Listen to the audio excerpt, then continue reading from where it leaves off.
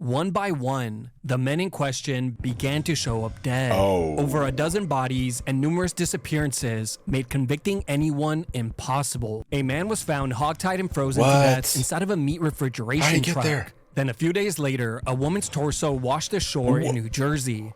And so on and so on. What's up guys, the NTO here, and today we have a video called the largest successful heists in history. How are they so large and yet like they become successful? Like, do they not get caught in the middle of it? What is this, GTA in real life apparently? Man, that's crazy though. But I am very curious to see how this turns out, because I want to know how it's like so large and successful and yet they still, like, it went through. Like, nobody tried to stop them in between. It's kind of crazy. Before we get into the video, make sure you like, comment, subscribe, and hit the notification bell so you don't miss out on any new video that I upload. Now let's get right into it. Let's start with the heists that were almost perfect and slowly work our way towards the ones that made some thieves multi-millionaires. Okay. Number 7, the Great Brinks Robbery. On January 17th, 1950, in Boston, Massachusetts, 11 men entered the Brinks Armored Car Depot, all wearing chauffeur caps, pea coats, rubber Halloween masks, and each carrying a .38 caliber revolver. Oh my gosh. The 5 workers on shift that day were They quickly acting like it's tied payday. up and their mouths were taped shut. The thieves were in and out within 20 minutes, stealing over $2.7 million in cash and valuables. Damn. A value that would be worth around $36 million Oh today. my gosh. And no one was injured, and not a single piece of useful evidence was left behind. Even the escape vehicle that was used for the robbery was later found cut to pieces at the local dump. All in all, it was the perfect heist. It would even be labeled by the media as the crime of the century. The case would have gone cold if it weren't for the greed of 2 of the thieves. You see, later that year, 2 of the thieves were captured in another bank robbery, Joseph O'Keefe and Stanley Guscara. Both men were looking at many years behind bars, so they began to beg their previous partners for money to help pay for their lawyer fees. But they were rejected and were sentenced to jail. After serving his time, O'Keefe was released, only to be arrested once again. And just like before, he requested money from his previous partners, this time claiming that he didn't get his fair share in the Brinks robbery. But again, he was rejected. So O'Keefe threatened to testify against his previous partners unless he got some money. Soon after his threats, O'Keefe was shot multiple times by a hired hitman, but barely survived. While recovering in the hospital, FBI agents approached him, making a deal to testify against the men that tried to kill him. O'Keefe testified in court, explaining in great detail on how they managed to pull off the Brinks robbery, and all of his previous partners were sentenced to life in prison. Now, the crazy part is that if this trial had taken place just 5 days later, it would have reached the statute of limitations, and all the men would have gotten away with the perfect heist. Damn. Number 6. No, that's crazy, because like, you're telling me that they killed nobody. Like, nobody got killed, and they like scrapped the car and everything, so you could even trace back like, okay, where's the license plate, where they are. They got rid of everything. Yo, that's insane. Then you're upset at the fact that you didn't get your fair share. You did something illegal. Why would you need a fair share? They probably should have took all the money, because you don't deserve it anyway. Like, what the fuck? I didn't get my fair share, so I don't care no more. Number 6, the Lufthansa heist. One of the largest heists and perhaps the bloodiest in history was the Lufthansa heist. In the middle of the night on December 11th, 1978, 6 men broke into the Lufthansa's airline cargo terminal at New York's John F. Kennedy Airport. Oh, look at that one on the right. He looks like a successful young man who won't do this. They all look crazy, except like the 4th one, maybe, and the 6th one. Like, he looks like a regular young guy. He won't do anything bad. Sure. Airport. The men quickly made their way to the airline's and vault, he's the one in the stealing bank? $5.8 million in cash and $800,000 worth of jewels. Oh my gosh. A value that would be worth around $32 million today. Mr. Krabs No must be bullets jealous. were fired, nobody was injured, and the heist only took an hour to complete. On that night, those 6 men managed to pull off the largest heist in American history. None of the men involved would ever be caught for this robbery. What? But just because the men were never caught doesn't mean that they lived long enough to enjoy the money. You see, authorities began to connect the 6 men to the Lucchese crime family, one of the 5 notorious Italian-American mafia crime families that ruled New York during this time period. But as authorities began to pinpoint exactly who was involved in the robbery, one by one, the men in question began to show up dead. Over a dozen bodies and numerous disappearances made convicting anyone impossible. Many men were found shot to death. A man was found hogtied and frozen to death inside of a meat refrigeration truck. Then a few days later, a woman's torso washed ashore in New Jersey. and so on and so on. In the end, none of the money was ever recovered, and with so many people murdered, no one really knows who ended up with the money. But whoever did would be set for life. Number That's 5, crazy. D.B. Cooper. On November 24th, 1971, a man named D.B. But how'd they all get killed though? Like you just find their bodies in random places. It's like they had a, there was a villain bigger than them and they had beef with them. That's crazy. Like what?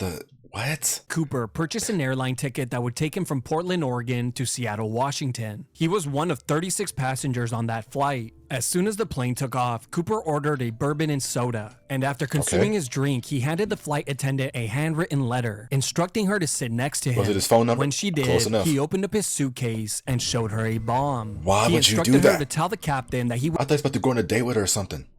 Like, hey, I got my phone number in this letter, you know, here. But nope. Hey, listen, I'm about to take us all out. So, and I want you to be the first person to know that you're going sky high with me. You have no choice. You're not getting out of this. It's over. You're done. You're done. If I can't have you, nobody would need 4 not funny. Parachutes and $200,000 once the plane landed in Seattle, which she quickly did. When the flight finally landed, the FBI made sure to give Cooper exactly what he had asked for, but in exchange for all of the passengers on board, which he agreed to. Cooper would only keep 4 crew members on board as hostages, locking them all inside the cockpit. These drawings. The captain that their next destination was Mexico City, to which he complied. Why Mexico But here's City? where things get even more interesting. Cooper instructed the captain to fly at an elevation of 10,000 feet. And just 20 minutes into the flight, the captain was alerted that the back of the plane's stairs had been lowered. Suspecting that Cooper might have jumped, he landed the plane in Nevada. On arrival, the FBI quickly searched the plane. But of course, Cooper was not inside. Oh my gosh. He had jumped from the plane into the forest in the middle of the night with $200,000, somewhere between Seattle and Reno. That's why he went to get dropped off at Mexico City. Military officials, including the Army and Air Force, conducted one of the largest land sweeps ever done, but nothing was found. That night of the flight would be the last time anyone ever saw the man with the name of D.B. Cooper. That's insane. Number 4, the Great Train Robbery. On August 8th, is that why he went to get dropped off at Mexico City? Because they couldn't track him down in another country or something? I have no idea. 1963, a gang of 15 robbers intercepted a Royal Mail train in Buckinghamshire, England. The robbers had stuffed a glove over the green railroad light and powered the red light using a portable battery, causing the driver of the train to come to a complete stop. As the driver went to investigate why the train was signaled to stop, he was quickly attacked and hit over the head with a metal pipe, then handcuffed and thrown to the side of the tracks. The robbers would escape with £2.6 million, a value that would be around £46 million today, or approximately $60 million. After the robbery, all 15 men and 2 key informants met at a farmhouse. There, they evenly split the money and fled. The farmhouse was then set ablaze by 6 men who were paid to destroy all of the evidence. But unfortunately for the thieves, the 6 men did such a terrible job that the police were able to acquire all of the burglars' fingerprints, which they found on a Monopoly board. Thanks to the board game, 15 of the 17 members would get arrested, convicted, and sent to prison. Only one of the members was acquitted, as there just wasn't enough evidence to convict him. Meanwhile, the other member, who was believed to have had inside information on the train and the valuables it was carrying, was never caught or identified. And to this day, this man remains a complete mystery. He is only known by his alias, the Ulsterman. Nothing else is known about him. Where are these villains? 3, the British Bank of the Middle East heist. Now, there is no other heist surrounded in more mystery than the British Bank of the Middle East heist. On January 20th, 1976, an unknown amount of thieves broke into the British Bank of the Middle East in Beirut during a civil war. The heist began when the thieves broke into the neighboring Catholic church and shared a wall with the bank. They then set off explosives on the connecting wall, gaining access to the bank. Once inside, the group's locksmith quickly got to work on the vault's locks, and within a few hours, the thieves acquired anywhere from $20 to $50 million worth of gold bars, cash, and jewels, an estimated value of around $110 to $280 million today. My With gosh! no leads or suspects to go off of, an investigation never really began. This was a flawless heist done at the perfect time. Of course, without knowing how many thieves there were, I can't calculate how much money they each would have gotten, but it's safe to assume that each member made it out a multi-millionaire. Number 2, that's the crazy. Antwerp Diamond Heist. And I gotta work hard to get to that, and they can just... I'll stop. My bad. February 15, 2003, one of the most elaborate heists in history took place. It would even be known as the heist of the century. The Antwerp diamond heist was planned by a mastermind named Leonardo Notarbartolo. But for anyone who worked at the Antwerp Diamond Center in Belgium, Leonardo was just another diamond merchant who worked in the building, as he had worked there for over 3 years. You see, this was all part of the plan. Merchants received full access to the building, including the vault, where all the lockboxes were located. And shortly after he was hired, Leonardo began to carry a small pen in his shirt pocket, which he had installed with a small camera. With the footage he acquired, I freaking knew it. I'm like, let me guess, a camera? Like on some James Bond crap. I was like, yo, let me guess, the pen gonna do something?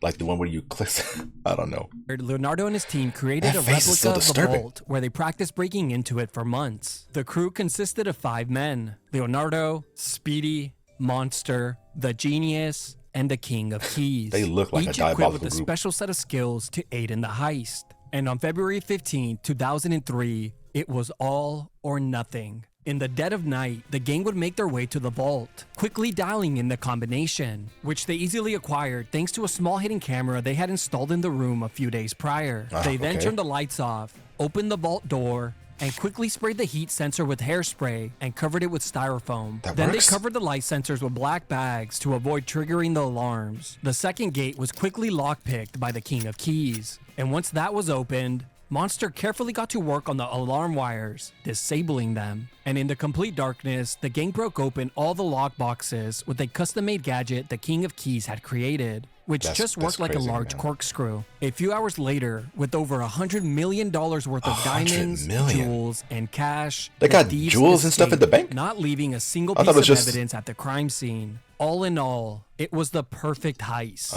It wasn't until their escape out of the country that one of their members' paranoia would get the best of him. Speedy began to dump all the evidence linking them to the crime in a forest, instead of burning it as they had planned. This critical error came back to haunt them. He got that as scared. It was later discovered by the landowner. The junk contained envelopes to the Antwerp Diamond Center, surveillance tape footage, and receipts that linked the men to the crime. The men were quickly arrested, and Leonardo, the mastermind behind the heist, was sentenced to 10 years in prison. Only while 10? 3 of the members were sentenced to 5. Only one man was so meticulous as to not leave any traces of his existence before, during, and after the heist, escaping with his fair share of the loot. He walked away with $20 million worth of valuables, or a value of around $34 million today. That's still a lot. He has been described as an elderly man, but is only known to the world as the King of Keys. And based on his work, is considered by many experts to be one of, if not the most talented key forger on the planet. Number 1. That sounds pretty epic. The King of Keys. That's a crazy title. That would be kind of scary. The King of Keys. The Isabella Stewart Gardner Museum heist. The largest successful heist in history might not be what you expect. On March 18th, 1990, in Boston, Massachusetts, around 12:30 a.m., 2 police officers arrived at the Isabella Stewart Gardner Museum to investigate a disturbance. Once inside the museum, one of the officers realized that the man working security behind the desk looked very suspicious. So he quickly asked for his ID. As the man slowly got up from the desk and approached the 2 officers, he realized that one of the officers' mustaches looked to have been glued on, but it was too late. You can tell? He was quickly pinned against the wall and handcuffed. As the second security guard arrived, he was immediately handcuffed as well. Both men were then taken to the basement and cuffed to a steam pipe. They then had their arms, legs, and eyes tightly duct taped. They lay back on it? You see, the emergency button to signal the police was located on the security desk, and the moment the worker got up to show his ID, he had left it unattended. For the next hour, the 2 thieves disguised as police officers would easily acquire 13 pieces of art, valued at around $200 million, or around $500 million in today's money.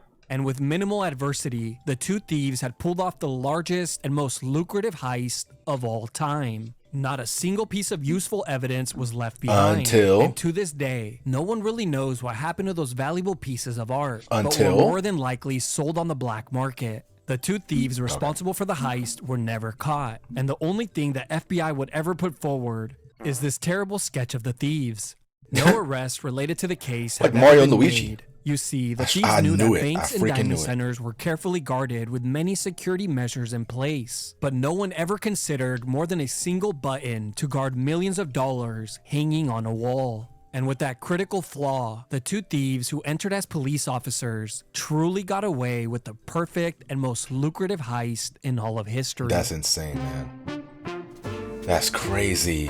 That's crazy, man. Like, what? Did it not have enough cops? Enough security or anything? Like, is it that hard to just, I don't know. I mean, that wasn't a pass, but still, like, you gotta take precautions here and there. I don't know, but that's insane. But that's gonna be the end of this video. Moral of the story, just don't rob banks. Just don't do illegal stuff, man. Just earn money the honest way. It's much more better that way. I know it sounds like a hassle, but trust me, it's all worth it at the end. If you like the video, make sure you like, comment, and subscribe. Keep it chill, and until next time, peace out.